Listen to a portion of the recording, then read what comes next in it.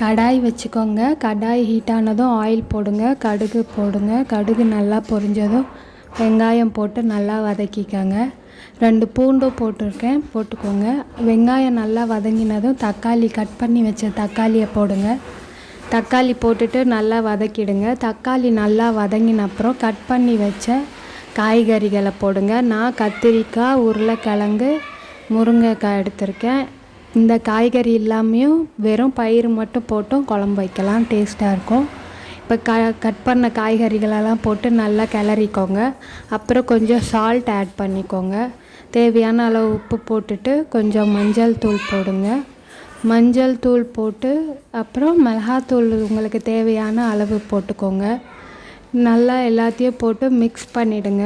எல்லாம் பிளெண்ட் ஆன அப்புறம் வேக வச்ச பயிறு, ரொம்ப வேக வச்சதில்லை, அரை வேக்காடு வேக வச்ச பச்சை பயிரையும் எடுத்துக்கோங்க.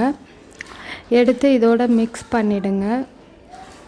மிக்ஸ் பண்ணிவிட்டு நல்லா கிளறிக்கோங்க. அதுக்கப்புறம் தேவையான அளவு தண்ணி ஊற்றிக்கோங்க.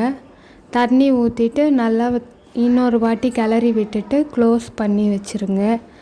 க்ளோஸ் பண்ணிவிட்டு ஒரு 10 மினிட்ஸ் கழித்து நீங்கள் ஓப்பன் பண்ணி பார்த்தீங்கன்னா குழம்பு நல்லா கொதிஞ்சிருக்கும். அப்புறம் நல்லா கலக்கி விட்டுட்டு சிம்மில் வச்சுருங்க. ஒரு 5 மினிட்ஸ் கழித்து பார்த்தீங்கன்னா காயெல்லாம் வெந்துடும். சுவையான பயிர் குழம்பு தயாருங்க. வீடியோ பிடிச்சிருந்தால் லைக் பண்ணுங்கள், ஷேர் பண்ணுங்கள், மறக்காமல் சப்ஸ்கிரைப் பண்ணுங்கள்.